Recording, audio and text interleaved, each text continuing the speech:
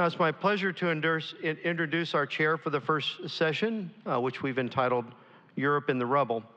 Dr. Jason Dawsey is a research historian here at the museum's Jenny Craig Institute. As with all our speakers, I'll invite you to peruse their biographies in the back of the program, but a little bit about Jason. Jason received his Ph.D. in history from the University of Chicago. He came to the museum in 2017 and was the museum's very first Defense POW MIA Accounting Agency resident fellow on that important mission. You'll hear more about DPA later today if you join us for the Pearl Harbor commemoration. And as such, really performed incredible service and then became the research historian. Jason's been integral in the museum's and the Institute's mission, key to our public programs, our online programs, an expert not only in European intellectual history, but also in liberation, concentration camps, POWs, resistance movements, and has really done an incredible job with our master's degree in World War II studies, partnered with Arizona State University. So without further ado, I'll turn this over to the chair to provide the opening presentation for his panel, and over to Dr. Jason Dawsey. Jason.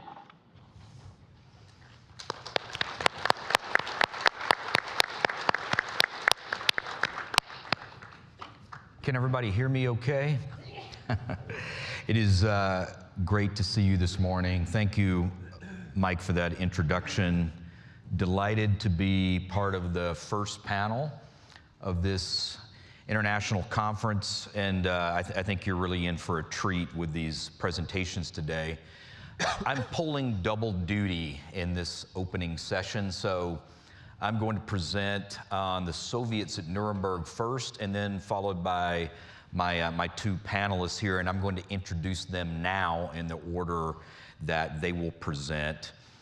After me will be Robert Hutchinson, who is an assistant professor of strategy and security studies at the U.S. Air Force School of Advanced Air and Space Studies in Montgomery, Alabama, where he teaches courses in military history, strategy, and irregular warfare.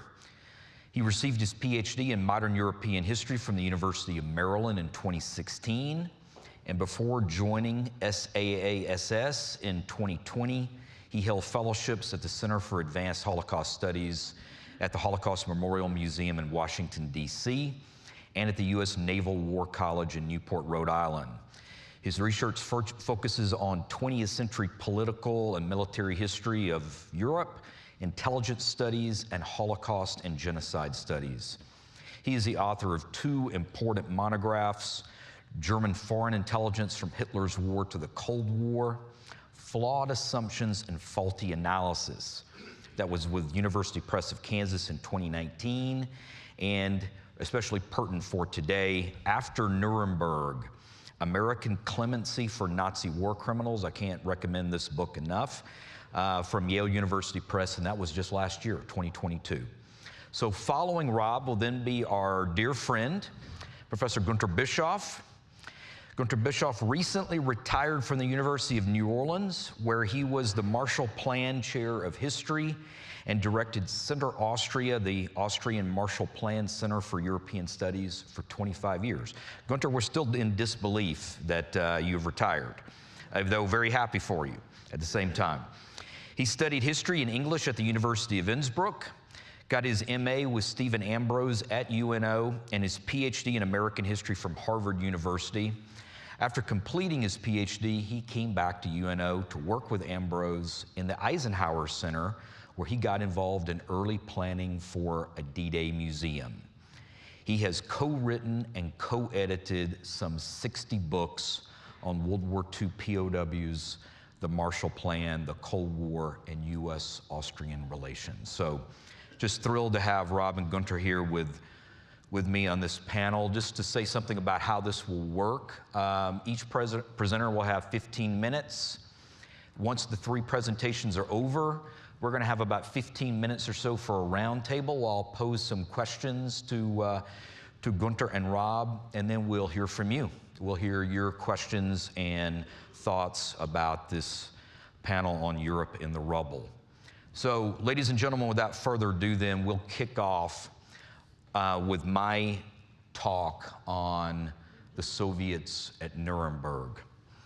So I thought we'd kind of just start here with this first image that I think sets the tone for bringing the Soviets, bringing the USSR into the whole discussion about the legacy of Nuremberg.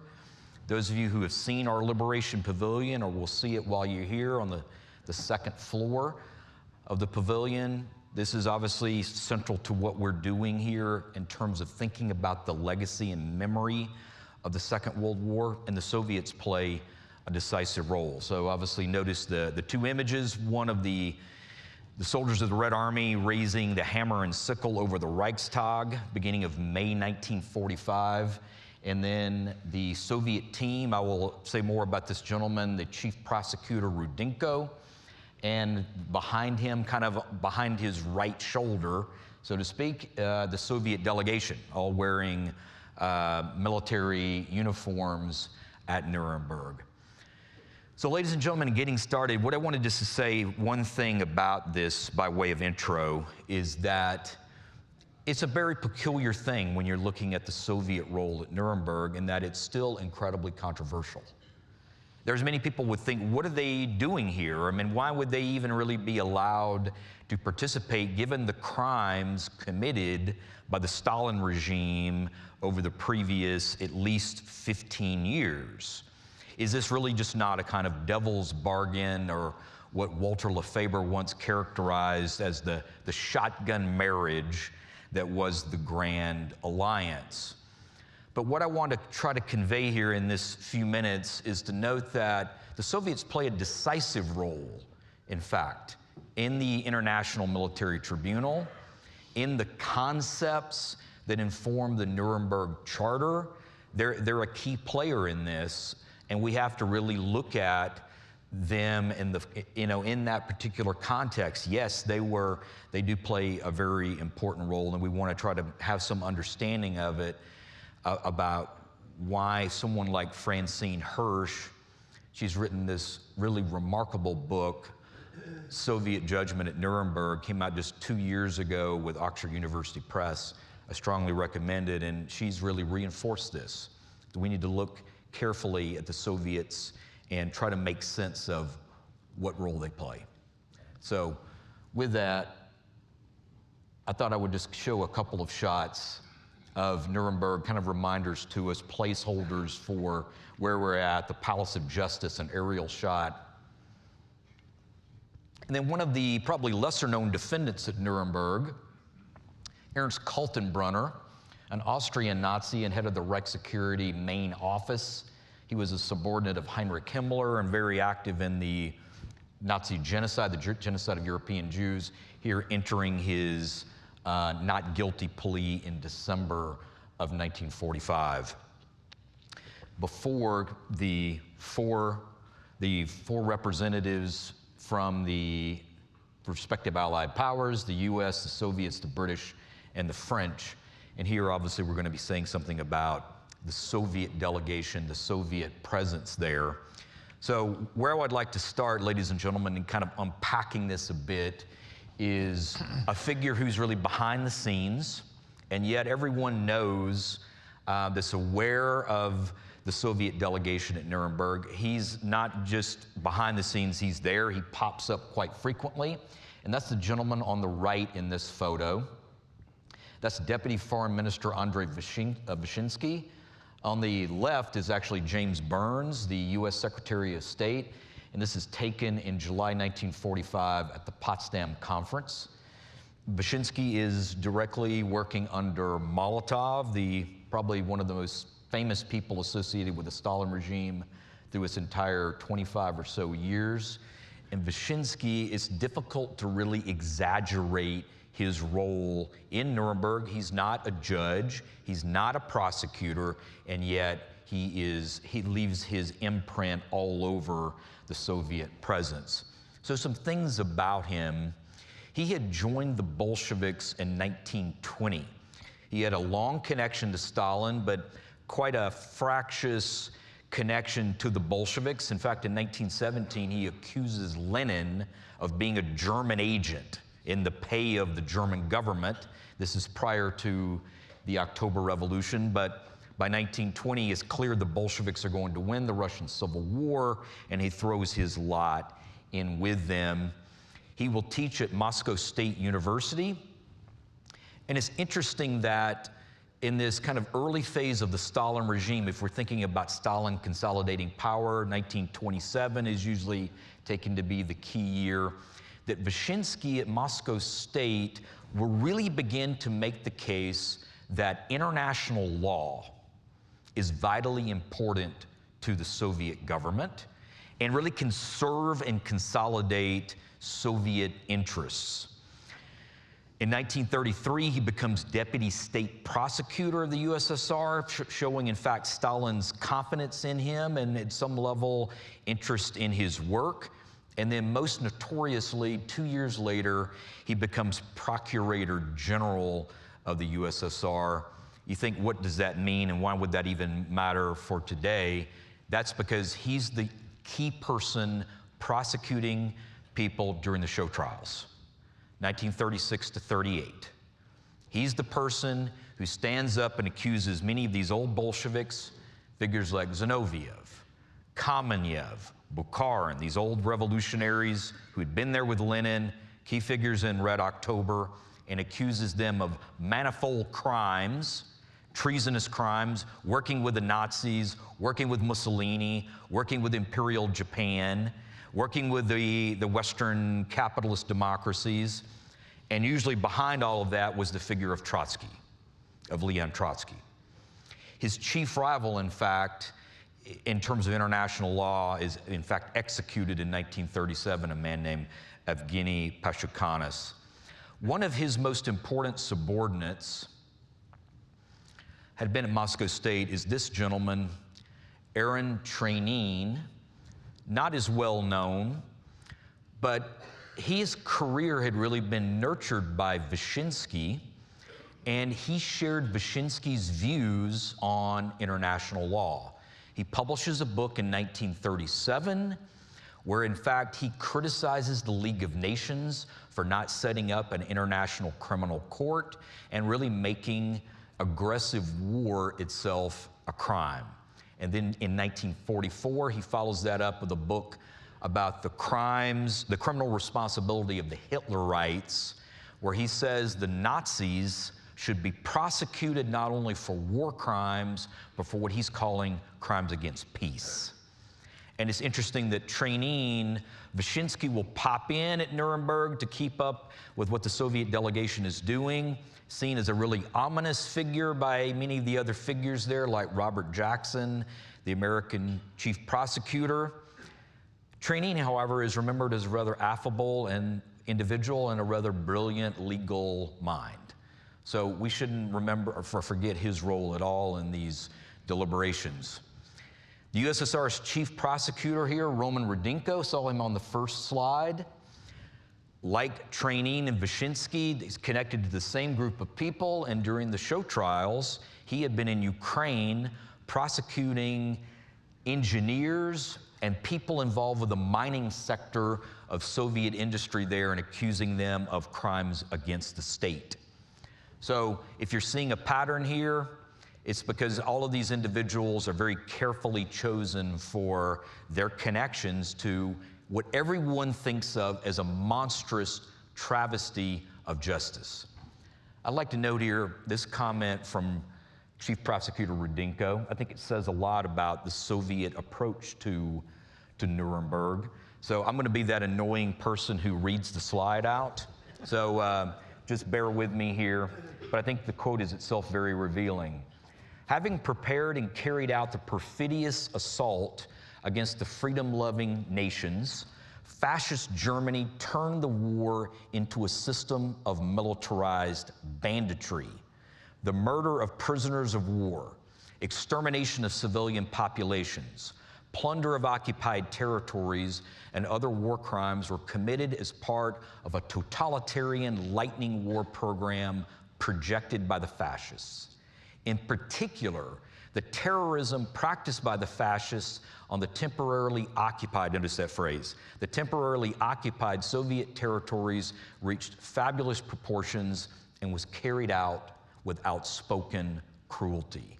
And actually, in this statement, there's nothing false or manufactured there. I mean, he's really just going over the kind of criminality carried out by the Nazi regime, and very little of modern scholarship would disagree with this.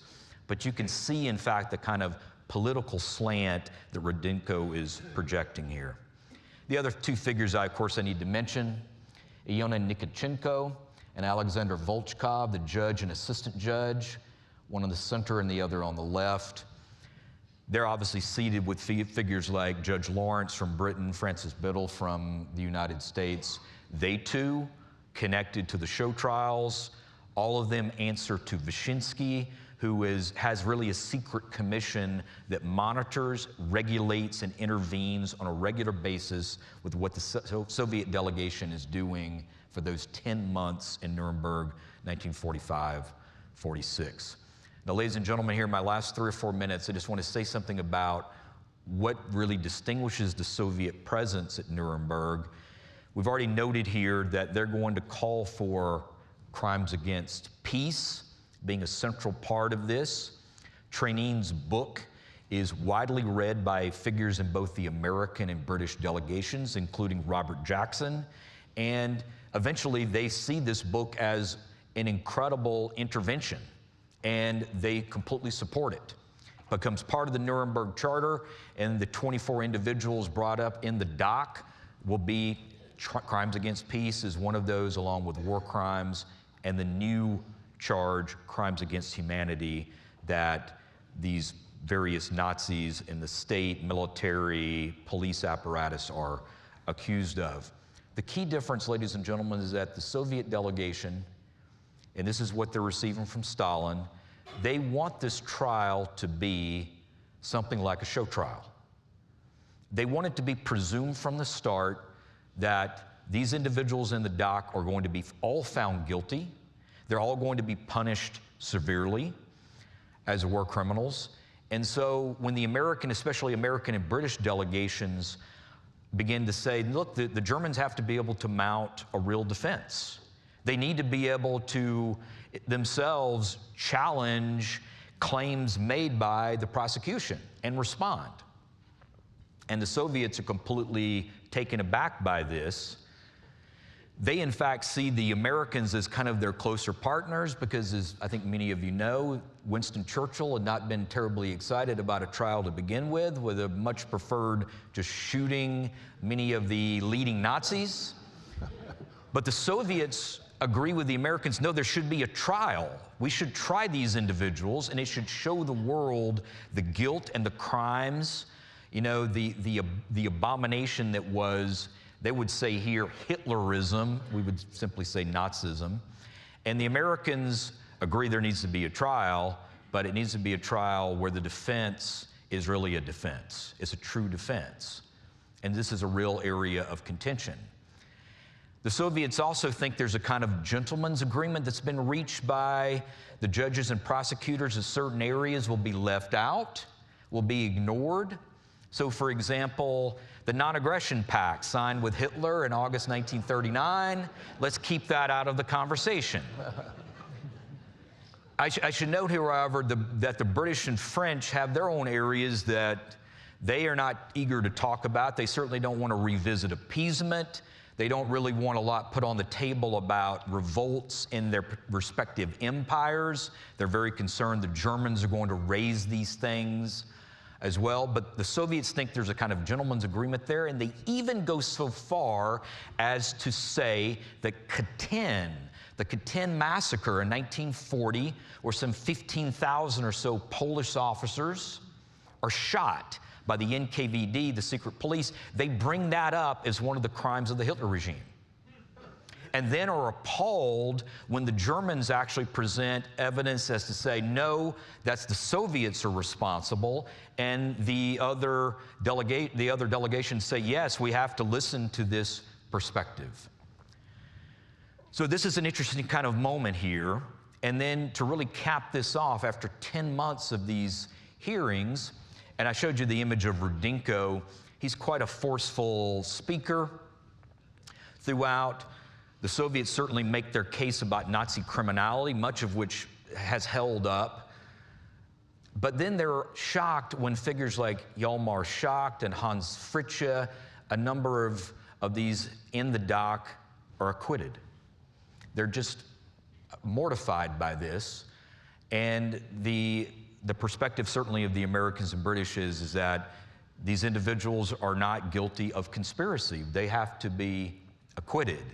So someone like Francine Hirsch would also say we have to acknowledge the importance of the Soviet role, but also there's a kind of beginnings of the Cold War playing out here at Nuremberg, tensions that are just simply not going to be resolved. So, ladies and gentlemen, very quickly, 2 points in wrapping up, and I'm going to turn it over to Rob. I think I'd like to say about this is that we shouldn't really forget that the Soviets do play such an important part in the International Military Tribunal. I mean, something like crimes against peace has just been sort of absorbed into the way we think about law, international law, and conflict.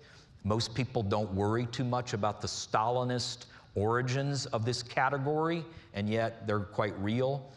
And the second thing is that it really shows something about, I think, the contradictions of Stalinism, that on the one hand, a regime that committed such enormous crimes against its own citizens and against others, and yet these notions about an international criminal court or crimes against peace, training, for example, will say that peace is the basis of all human association and the highest value human beings can have. Hard to imagine anyone in the fascist states ever saying anything like that. So it shows this contradictory side of Stalinist ideology, which I think will always compel us to look at the Soviet Union on its own terms and distinctly throughout this period. Thank you very much for your attention. I really appreciate it.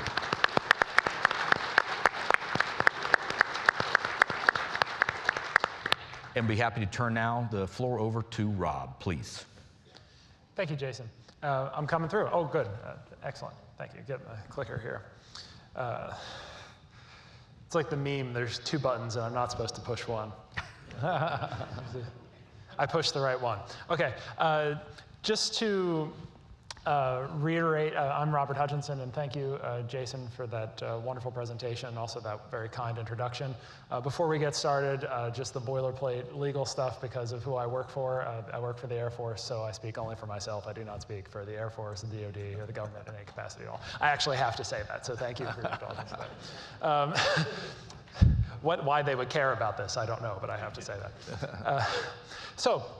I'm very excited to share with you a little bit of my research on what is often called the subsequent Nuremberg tribunals. So not the international military tribunals that Jason was just talking about, the 4 power ones, but the series of 12 trials that took place between 1946 and 1949 in the US zone of occupation by the American military. And I want to begin, much like Jason did, with a picture of Nuremberg. This is actually a picture of the International Tribunal, because you can see the British flag behind the rostrum there next to the American flag. But all of these tribunals take place in the same courtroom in the Palace of Justice. And in fact, if you go see the Liberation exhibit, which I very highly recommend, it's fantastic, you'll notice the theming is similar. You're in this kind of oak-paneled or mahogany-paneled courtroom from the past. And so when we think of Nuremberg, we tend to think of discrete moments like this, trials that have a beginning and an end, right? They begin with an indictment, they end with a conviction or an acquittal. But I'm going to ask you to think a little bit more broadly today about Nuremberg, not just as a series of discrete events, but as a process with a much longer history before and after the courtroom itself. Beginning as early as 1942, when the Allies jointly declared that they would be interested in prosecuting German war crimes and atrocities when the war concludes, and finishing, not really finishing, but one could say it finishes in 1958 when the last German war criminal under American control leaves Landsberg prison. Right. So as we think about this, we think about Nuremberg as a policy, and that's what really intrigued me, and maybe that's because of who I work for, is the idea that these are a series of cases that are, of course, interested in determining the guilt or innocence of select individuals for specific crimes that they committed during the war, but it's also a policy process, a part of US occupation policy in the remaking of what is supposed to be Germany, but then soon becomes, well, just remaking West Germany after the war. So what really interested me in this topic is this kind of factual data up on the slide there. And I'll get to it for a second, not to oversimplify the situation, but it appeared to me a couple of years ago when I first started looking into this, that there was a policy reversal of sorts. From 1945 or so to 1949, 1950, it was the policy of the US government to put war criminals in jail. After 1950, it was the policy of the US occupation authorities in West Germany to let them out of jail before they were supposed to be let out. And so it's a bit more complicated than that, but I was kind of struck, well, how did this happen? How can we explain this and why, especially given who these people were? It wasn't Hitler and his inner circle on trial at the 12 subsequent Nuremberg tribunals, but they were still the elite strata of the Nazi dictatorship, responsible for all manner of crimes against humanity. This programmatic system of genocide, both the Holocaust by bullets by Einsatzgruppen and also gas chambers, concentration camps, exploitation of slave labor, plunder on a widespread systematic scale of occupied Europe. These people were tried and convicted at fair trials by the best jurists the United States had on hand to prosecute them, judge them, and in some cases even help prepare their defenses. So my story begins in April of 1949 after the last trial is finished. And what I'm trying to explain, or what I set out to explain, and what ultimately led to the book, were the facts there. You know, some 200 or so individuals are tried in the 12 Nuremberg tribunals. 142 of them are convicted. Not all of them are convicted because the trials are fair, as Jason alluded to, much to the frustration of the Soviets. Convicted of war crimes, crimes against humanity, waging aggressive warfare, membership in criminal organizations. These sentences range from 1.5 years or so to for the lightest punished, to death for those who deserve the death penalty. Life in prison, 15, 20 years in prison, that's kind of the median range there. So apart from those whose sentences are under 5 or 6 years, and apart from those who are immediately executed, 89 of these 142 remain in prison at this time point, January 1951. Of these 89, 78 received significant reductions in their sentences in a one-off by the US High Commissioner for Occupied Germany, John J. McCloy. These include things like writing down death sentences to life or 15 years, writing down 20 or 25-year sentences to 10 or 15 years, and just setting free people who had been sentenced to 10 or 15 years in prison. And so all of them, apart of those 89, you know, not all of them got, 11 did not receive clemency. 5 of those are actually executed. These are kind of the worst of the worst. 4 Einsatzgruppen commanders responsible for the murders of tens of thousands of people, and Oswald Pohl, the head of the concentration camp empire in the SS, all of whom had admitted their crimes on the stand and expressed no remorse whatsoever. So they are actually, their sentences are carried out, but all the rest are free by 1958. And so my big question is, how did this happen? Why did this happen? Why would US government officials do this? These are the 12 trials. Just so you know, I will not read all the 12 trials for you.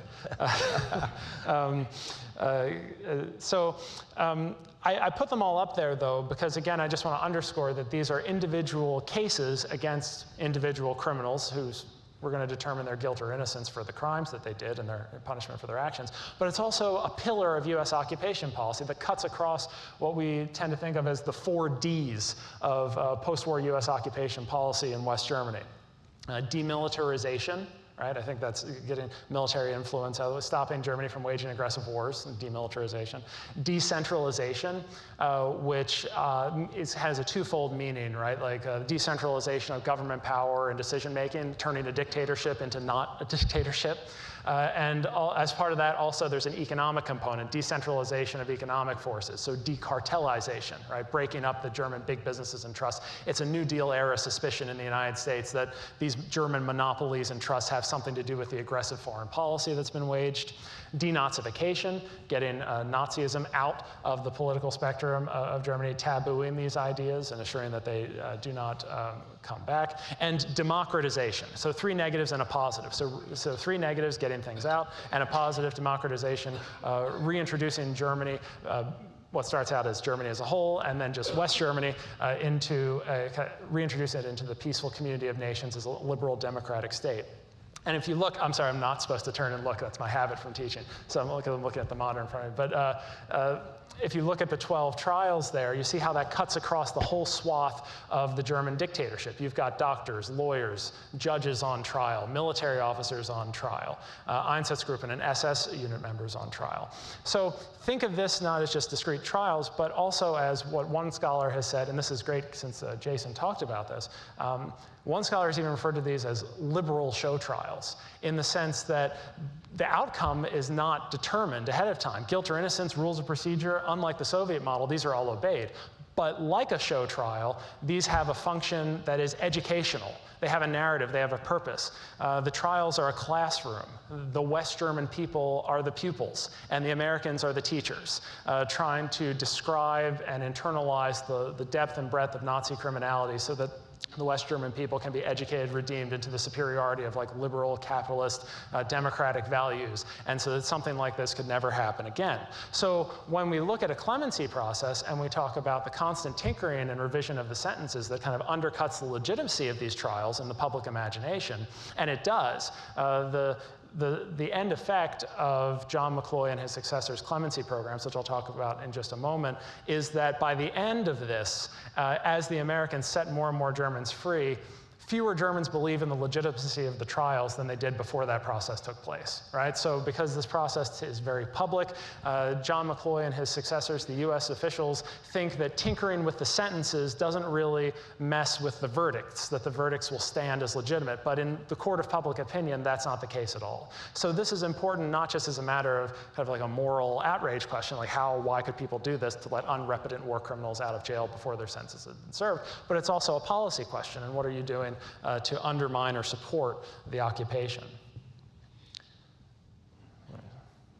So why did these officials do this? This is John J. McCloy and a political cartoon lampooning John J. McCloy for letting, happens to be Alfred Krupp out of prison, which caused a great deal of international furor in 1951. You can see there's a gleeful Soviet propagandist in the background because this plays into all of the worst Soviet ideas about the United States as in league with fascists and preparing to wage a new war of aggression with the Soviet Union. So why would he do this? What were they thinking about? And who was responsible? You have to remember, or you have to understand that these officials are all smart people. John J. McCloy himself was a supporter of the Nuremberg trials during his service as Assistant Secretary of War. He's a key advocate for it. He believes that punishment should occur. This isn't someone who's like whitewashing this in the case of political expediency against the Soviet Union or anything like that. In fact, he's very sensitive to the criticism that that's what he's doing later on.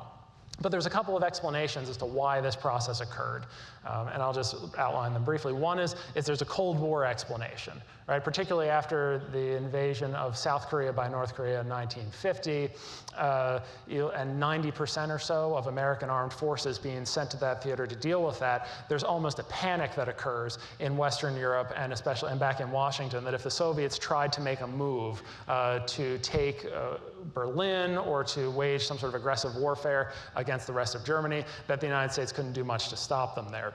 And so as this story goes, this is when you start seeing all these questions percolating about the emergence of a European defense community, the extension of NATO to Germany, West German rearmament. And the story goes that, well, perhaps this is a political cost in order to get the West Germans to agree to rearm. The Wehrmacht veterans, who are going to have to form the backbone of the new Bundeswehr, particularly don't like the idea that former generals are in prison, and they want that done. And so that's a story. This is the cost for that. There's also a story about how Konrad Adenauer, the Chancellor of West Germany, is a very wily politician. And if you look in the scholarship there on Reconstruction in West Germany, there's kind of an impossible choice to be made that he's facing, where you can have democratization or you can have justice, but you can't have both because justice is very unpopular.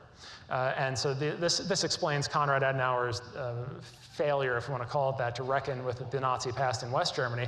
But that doesn't apply to these individuals. These individuals here are wards of the US State Department. The only people who have any control or any say whatsoever over the Landsberg prisoners from the Nuremberg trials are the High Commissioner for Germany and his staff.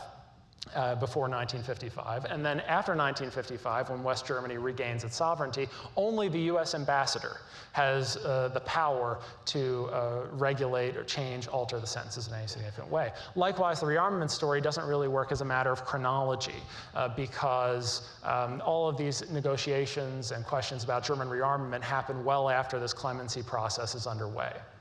So why does it actually happen? Well, in the records that I find, it turns out it's much more of an internally focused process, and it has to do with the fact that McCloy and his staff, they're all lawyers, and they're all patriotic, and they're very concerned about justice and making sure justice had been done. Particularly, they're concerned about what they think of as American justice. They return to this term American justice over and over and over again, juxtaposed to the type of justice Jason was talking about with the Soviet show trial justice. And American justice for them not only means that these war criminals are entitled to a fair trial, but that they're entitled to appeal their sentences, that they're entitled to introduce new evidence that might proclaim their innocence. It doesn't matter how tendentious and nonsensical this evidence is. They're entitled they're entitled to clemency boards and boards of appeal.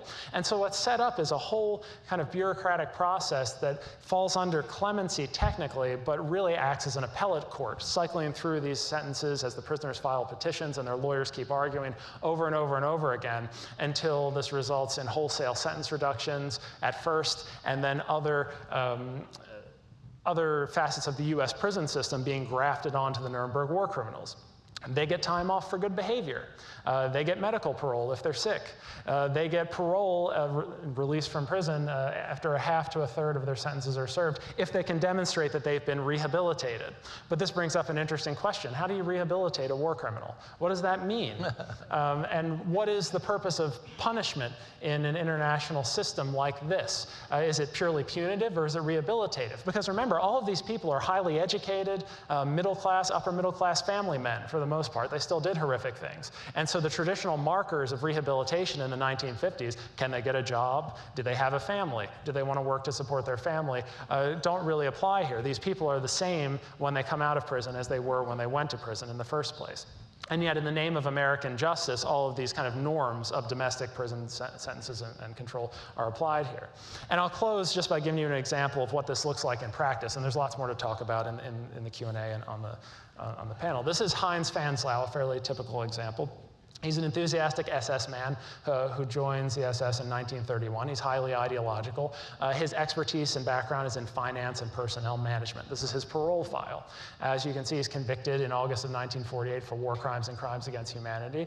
He was in charge of personnel in the SS concentration camp empire. He had the power to recruit, train, hire, fire, promote, transfer all the personnel who worked in the concentration camps and evaluate their performance and that sort of thing. So he wasn't in the camps himself, but he gave the camps the men. In fact, I'll read one brief quote from the Nuremberg verdict that he finding him guilty and sentencing him to 20 years. That's important. Personnel were just as important and essential in the whole nefarious plan as barbed wire, watchdogs, and gas chambers. The successful operation of the concentration camps required the coordination of men and materials, and Fanslau supplied the men. Right? So he's sentenced to 20 years. His sentence time is backdated to his pretrial confinement of July of 1945.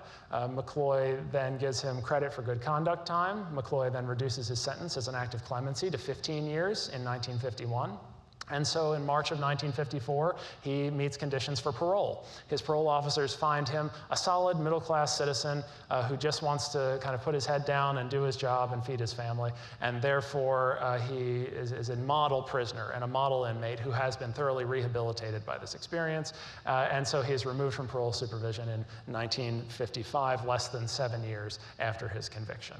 And his story can stand for very many. So thank you for your time and indulgence. And I'll pass it off to Günter next. Okay.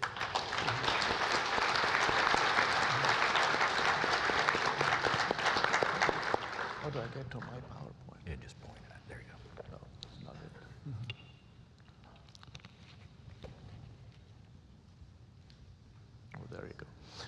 Okay, good morning, ladies and gentlemen. Pleasure to be with you this morning. It's early, and I admire you for getting up early, but I just retired, so I'm seeing the pleasures of early rising myself. Okay, I'm going to talk about the Marshall Plan this morning, a subject matter that I've studied for a long time, and I'm going to throw a lot of slides at you. If I don't explain them all, you can, in the end, just get back to me in Q&A.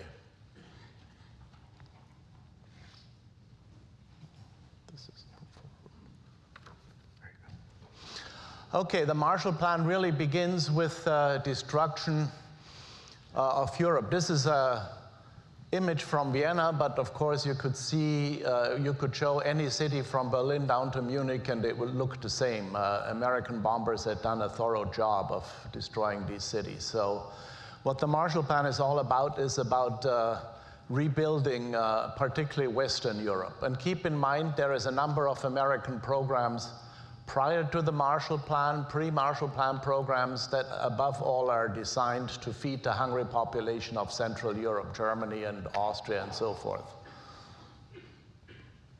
So it begins with cleaning up the rubble after the destruction of the war, of rebuilding the infrastructure, but it's still not enough. So when Marshall returns from the Moscow Council of Foreign Ministers, he is concerned with Stalin trying to politically allow Europe to wither away, and he wants to start an economic reconstruction program. And this is what he announces at the Harvard commencement speech, where he gets an honorary doctorate on June 5th, 1947.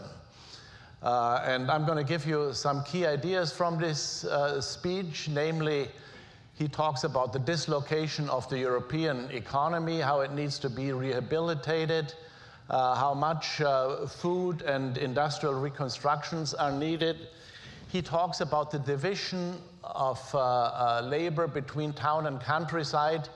You see here as the basis of modern civilization, and this has broken down in Europe, so this needs to be rebuilt.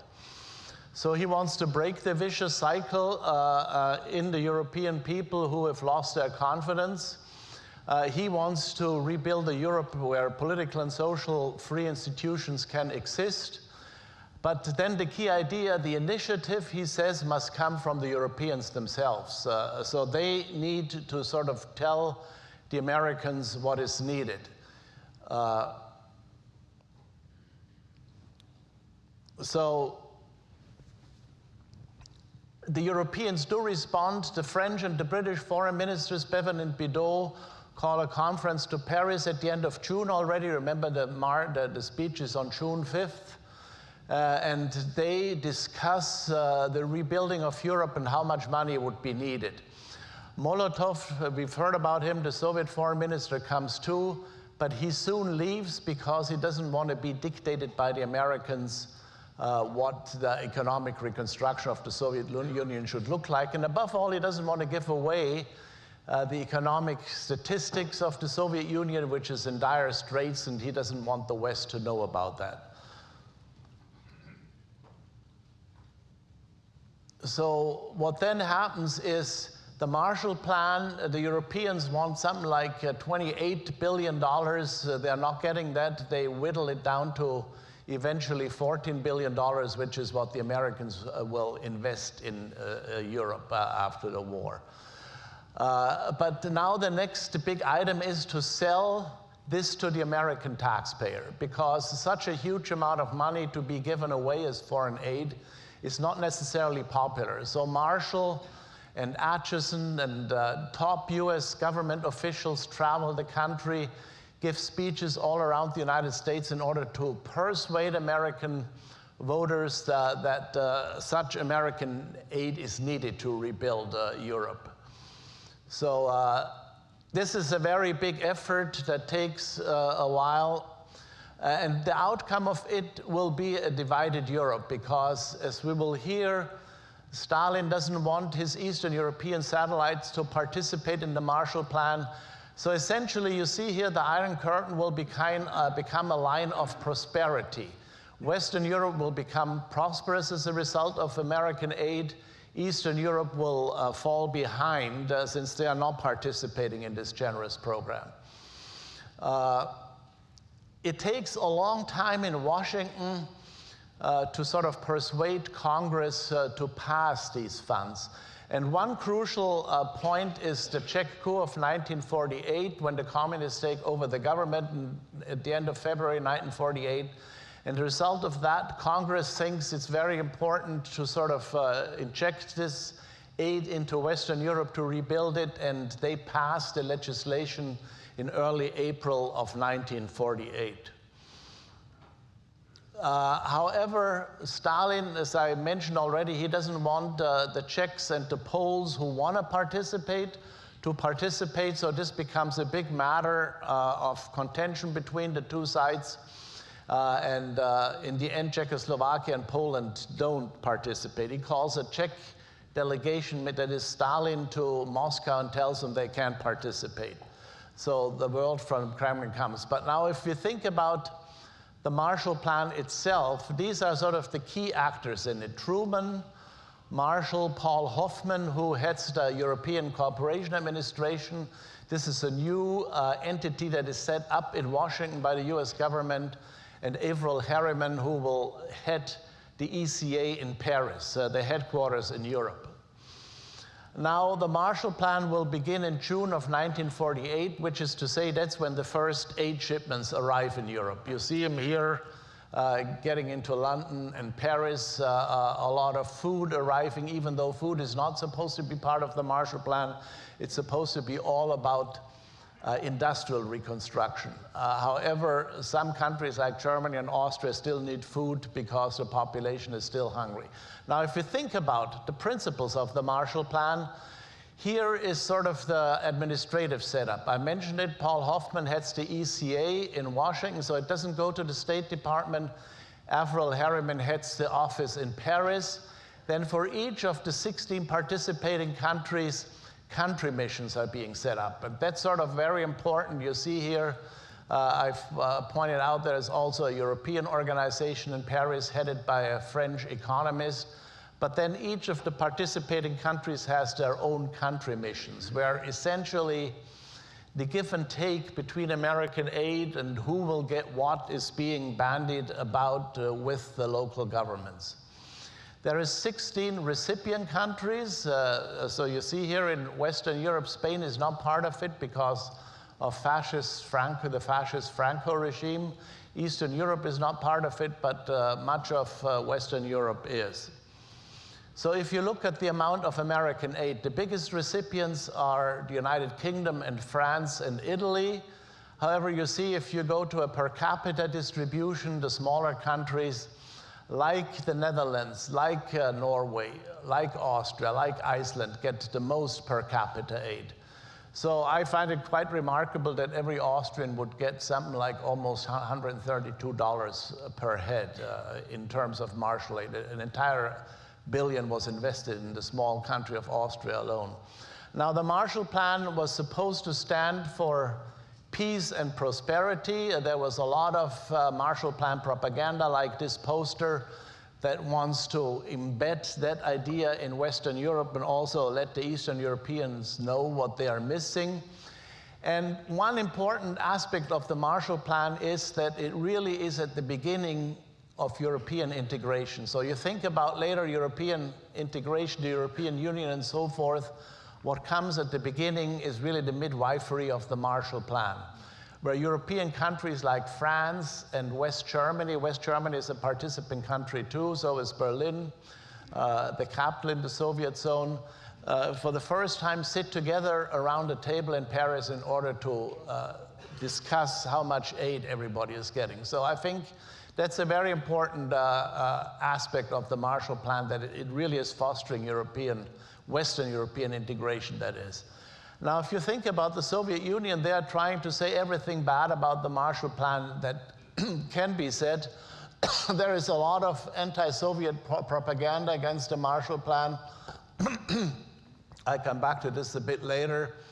Particularly Yankee militarism and American imperialism are slogans that the Soviets frequently use with shooting down Marshall aid. Ladies and gentlemen, this is it. Thank you very much for your attention. And as I say, we'll be able to take your questions later.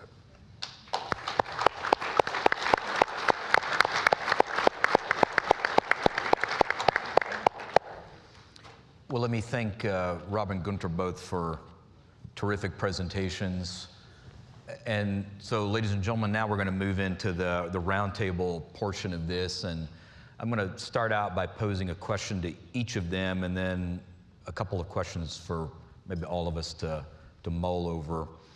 Rob, I want to begin with you. That's such a fascinating question, controversial question about American clemency for these Nazi war criminals.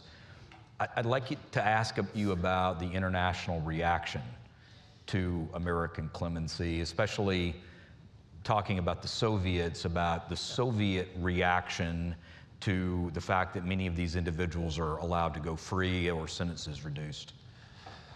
Yeah, the Soviets had a field day with this.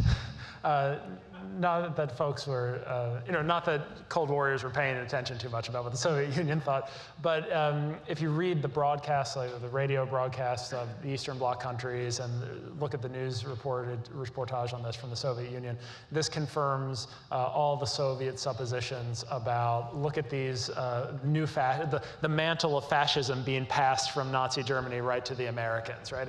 And why else would you be freeing all these German generals unless you were preparing to wage an aggressive war against the Soviet Union and all the peace and freedom-loving peoples of the world and all of that. They also use it as part of their propaganda line, attacking the United States for its record on civil rights, where you have like Soviet editorials juxtaposing the idea of like, I forget the name of it. Is it the Catonsville or Martinsville? But there's like 7 or 8 African-American defendants who are essentially being judicially lynched in Virginia for one of these trumped-up rape trials at the time in 1950. And the Soviets deliberately juxtaposed, oh, look at these African-Americans ascending the scaffold in Virginia while the Nazi war criminals are going free at the same time, right? So there's a multi-dimensional attack, both in terms of foreign policy and also attacking American domestic policy. And the Soviets use this also to cultivate themselves as the true keepers of justice, because the Soviets don't believe in clemency for their work. There either are no war criminals in the Soviet zone, or those who have been imprisoned certainly are not deserving of redemption. What makes that all the more remarkable, just to add to what you just said, is that you mentioned 1950 as this key date. And of course, by this point, there's a whole new round of show trials happening in the Soviet bloc in Eastern Europe, with various communists being tried for offenses against the state and/or USSR itself. At the same time, they're accusing the U.S. of rank hypocrisy and even worse. So that's just such an interesting thing when you're thinking about the entire context of specifically Europe. Anti-Semitic show trials. Absolutely, yes. Accusing them of being kind of rootless cosmopolitans and Zionism, and getting into rhetoric that starts bordering on what you would expect from the Nazis, in fact. Yeah. Günter, and for your presentation, this is something you've been working on for so long and have really thrown so much light on, with the impact of the Marshall Plan, how this played out. You've been a real advocate for many years in your connections to the museum and doing more about history and memory. The memory, for example, of World War II, the way it's been remembered. And so I want to kind of apply that here, in that, how do you think the historical memory of the Marshall Plan has changed over time? Yeah, an important question. You know, not much has been written actually about this subject matter, but it's very clear. The generation after the war, and I particularly have studied this with regard to Austrian politicians, they've been very fond of the Marshall Plan. They've often spoken about it, been grateful to the United States about it, all the way up in Austria to Kreisky in the 1970s. He still was very fond of the Marshall Plan, and he even envisioned a summit meeting in Cancun, Mexico, to start a Marshall Plan for the Third World. It didn't go anywhere, but I'm just telling you, that late still. I mean, the Marshall Plan is now being also discussed as a model for rebuilding Ukraine. So whenever big destruction happens anywhere in the world or big reconstruction programs need to be started, like, say, Eastern Europe, the Soviet Union after the end of the Cold War, people are always recommending the Marshall Plan as the model to follow. So in that sense, we have a very fond memory of the Marshall Plan. However, what I sense is that the young generation in Europe no longer knows about these historical facts. So they haven't grown up with Marshall funding like, say, the generation of European post-war politicians who used to be grateful to the United States for it. So the Marshall Plan, in that sense, doesn't mean much to the younger generation. I've even read an op-ed piece in a Vienna paper recently that said the young generation doesn't really care about the narrative of Reconstruction, because I guess they have lived in peace and prosperity for a long time. So in that sense, the Marshall Plan no longer has the importance that it used to have. But I would say in terms of memory, what's important is that it comes up with every big rebuilding project whenever that is being reconsidered, like the rebuilding of Ukraine. And maybe a remarkable thing I'd also like to mention, in 1959, 10 years after the Marshall Plan, the Austrian government put together a book to sort of show all the projects that got funding from the Marshall Plan. And remarkably, that book was dedicated to the American taxpayer. So I think that's a sort of a rare occasion where the real source of the funding is being acknowledged.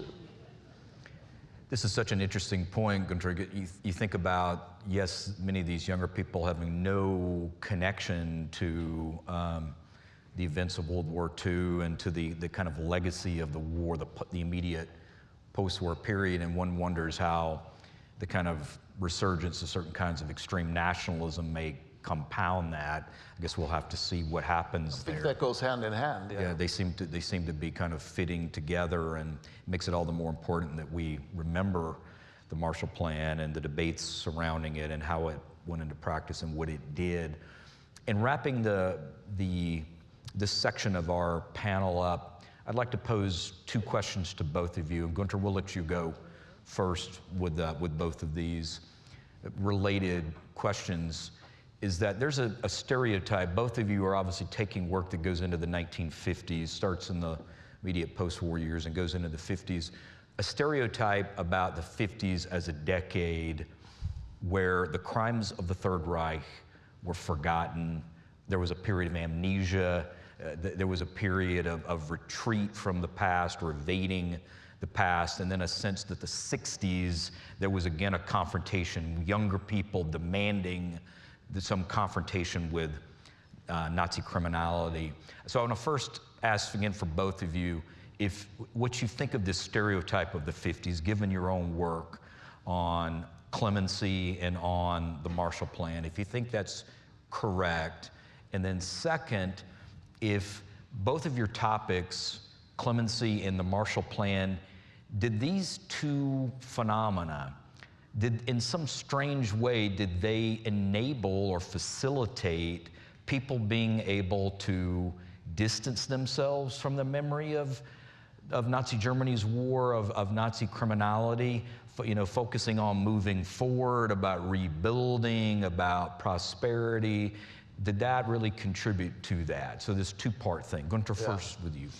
Well, I think the old narrative about the 1950s amnesia still holds true. I think that still is the case, because if I look what happened in Germany, the Adenauer administration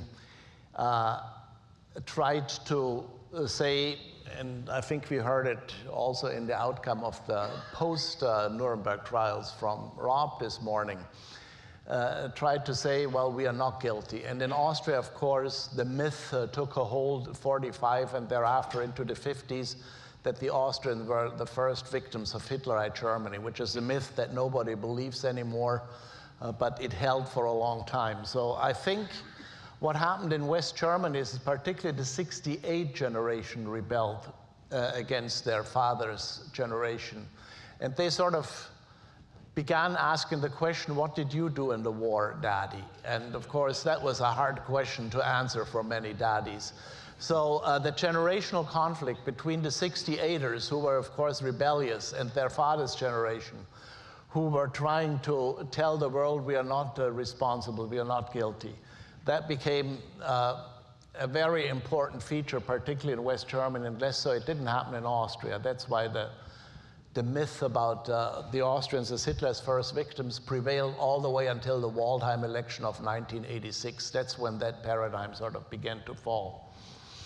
And the second part of the question, say that again? Yeah, about the Marshall Plan, the focus on reconstruction and rebuilding. Did you think that contributed something to this, to kind of evading the past? Yeah, I mean, the generation in Germany and Austria were trying to tell themselves with their hard work, they did all the rebuilding. They didn't really need American aid. But that was particularly the old Nazis who were arguing that way. So I think there was a lot of contention within these societies how to relate to World War II. And the Marshall Plan as an American program, of course, was important to make the American presence in Europe felt. And in that sense, the wartime generation in Germany and Austria, they sort of rebelled against that and were not really in favor of the Americans being responsible for rebuilding Western Europe. So in that sense, the Marshall Plan took on a negative image for the old Nazis. Thank you. Rob, please. Cool. Yeah, when it comes to the old narrative of the 1950s, I think I agree with Günter. I'd say like yes, but, right? In the sense that there's an active process of forgetting, but it's not a silence, right? Because you have, like, for instance, veterans organizations with tens of thousands of members engaged in letter writing campaigns that are all arrive on John McCloy's desk demanding that they let their people go. You have demonstrations of neo-Nazis outside of Landsberg prison in a small town, like actually doing Nazi salutes and carrying on, and there is a scuffle that breaks out when a group of Jewish survivors confronts the protesters. And so these things play out very, very publicly, right? So an evasion of responsibility and a forgetting requires this active process.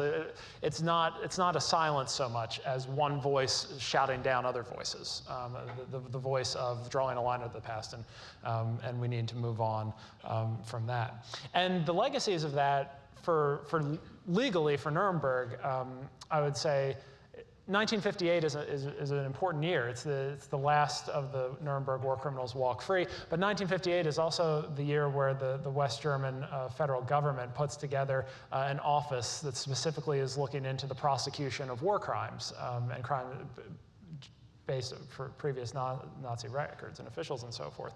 But what's important is that the Nuremberg process has been so delegitimized that when these trials finally come to fruition in the 1960s, that they're all done with reference to domestic German law. And that's where you get the odd kind of confluence where people are convicted of murder but serve, like, 3 years in prison or something, because you have statutes of limitations issues, you have intent issues, and Heinz Fanslau, who I showed you at the end there, is actually one of these people who's grabbed back into the circulation because of his actions during the Night of the Long Knives in 1934, the putsch.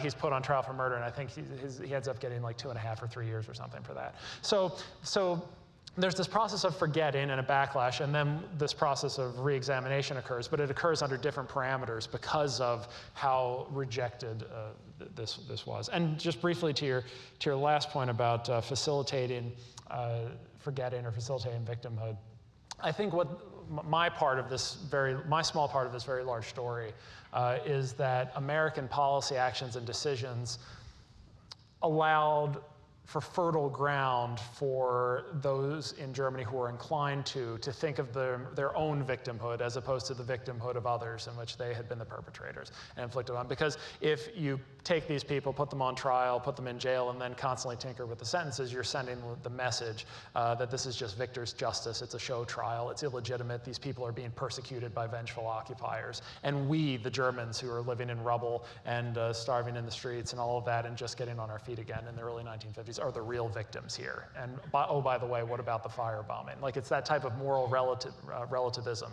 that the American actions kind of, they don't do this on purpose, but they give some credence to that. Thank you. I would just add that it's interesting in the Soviet case, in the Soviet bloc, eventually, too, there's a kind of pull away from focusing on prosecuting Nazi war criminals. And the Soviets, of course, are interested from the very beginning of the Nuremberg trials forward about suppressing as much as possible the memory of the Nazi-Soviet Non-Aggression Pact and the partitioning of Eastern Europe in 39, 41, and that only comes about in the 80s, kind of in the Gorbachev era, where there's actually much more beginnings of much more consideration of that. So thank you both. Thank you very much for a great panel. And we're going to turn it over to Jeremy now for your questions. A round of applause for the panel.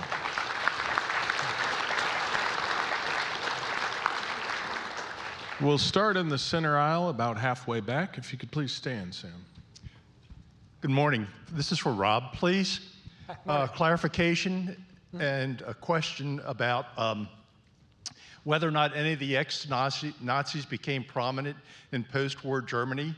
And did McClure have responsibility over SS troopers like the ones that committed the massacre at Malmedy?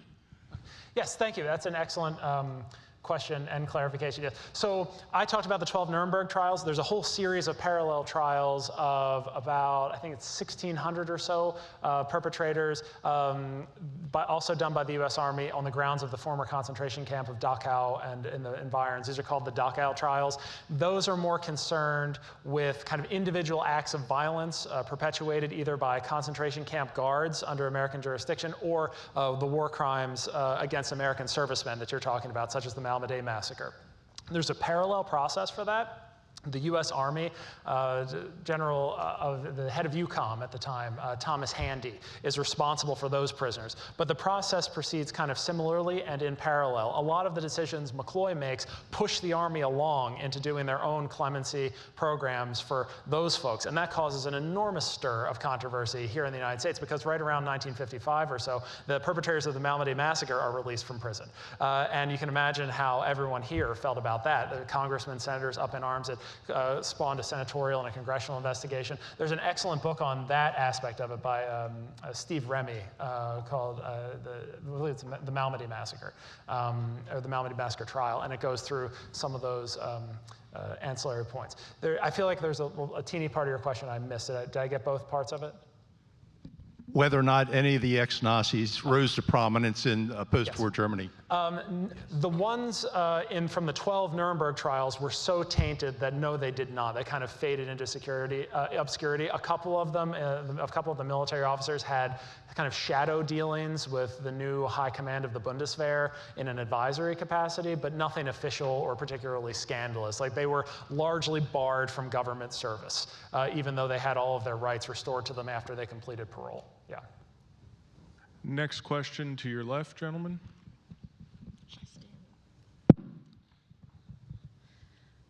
This is for Professor Hutchinson. You seem to indicate that it was American lawyers' sense of redemption that was the main reason for the releases. I'm a recovering attorney, so I can understand that, but I am also one of the other born in the 50s and not a white Christian State Department employee. Yeah. So I'm wondering how much of it, if any, you have evidence of that who were the people killed in concentration camps, homosexuals, Jews, gypsies, et cetera. Yeah, that's a great question. And by the way, I just want to say, like, it's so easy to make all the lawyer jokes with this, right? Like a bunch of lawyers who lose track of the big picture because they're so concerned with the minutia. And I don't want to give that impression at all. I mean, these people, it's interesting. Like, when I look at my sources, I want to reach. It's very frustrating. I want to shake them by their lapels and be like, "Why are you doing this?" Which is one of the things that made this project so fun for me, right? Because they genuinely believe they're doing the right thing as they see it, because they're dealing with notions of justice and a quest for righteous action and all the rest, and they want to make sure that all the procedures have been followed and that justice really was done. And it is kind of an opinion of American jurisprudence, right? That it's better that 100 guilty men should go free than one innocent man be stuck in prison. But to your broader question too, there is, and it's not just with this, it's with other aspects of American and West German collaboration in the 1940s and 50s, where there's an identification problem that kind of happens. You see it in the international military tribunals with Americans involved there, and you see it with the high commissioners, where it's, these people are just like me. They're Christians like me. They're middle class, well-educated like me. They're not the fanatics, right? They're not Hitler and Goebbels ranting at a podium. These are just people that I can kind of personally identify with. So to your question, in the sources, it's not like this overt not caring or where racism or sexism directly kind of comes into it. It's more of just this issue of personal identification. That's kind of that old thing where I sit across the table from you and I look at you and I can tell you're contrite, or I identify with you because surely you're not, these people aren't monsters. The people that the Army has under control are monsters because they murdered American servicemen and they committed brutal violence. These are just bureaucrats who are doing a job, and they had bosses. And what you're hearing right now is me articulating all of the arguments that the Nuremberg trials explicitly said these are not valid arguments. But the American high commissioners thought they had a point. And so this is another chapter in the undoing of the Nuremberg legacy by validating some of these defenses. Next question is in the front row, all the way to your left. Thank you, gentlemen, for a great opening panel. My question is for Rob. Benjamin Ferencz, who did so much prosecutorial work in the beyond the glitzy Nuremberg trials, and they don't get a lot of coverage. In your research, did you find, is he ever on record commenting on the clemency of not only the ones he prosecuted, but just some of the other ones who received clemency in the? Yes, he corresponds. By the way, some of his oral histories are featured as part of the New Liberation exhibit. If you don't know Ben Ferencz, he's a wonderful guy. I just recently passed lots of literature, documentary evidence. I use some of his collections. He's in correspondence with McCloy, and he's the lead prosecutor in the Einsatzgruppen trial, and he is flabbergasted that we are doing this as a policy. He doesn't understand. He calls the new evidence that's being presented a bunch of baloney, and he says, this is just obfuscation, and it's nonsense. And what you're doing is undermining the cause for which we fought and all of the work that we did. And McCloy, he is very vocal about this. Other luminaries or veterans from Nuremberg are very vocal about this. People like Telford Taylor, human rights luminaries like Eleanor Roosevelt, they write public op-eds denouncing this. There's a kind of vicious correspondence back and forth where McCloy is attacked from all sides. But like any good bureaucrat who believes in what he's doing, he just kind of puts his head down and says, well, this sort of criticism only convinces me that I must be doing the right thing. But to your point, yes, Benjamin Ferencz is very vocal about that this is a bad idea and unjust, and that these people should have been hanged regardless of what happened. Gentlemen, will stay in the front row to your left, please.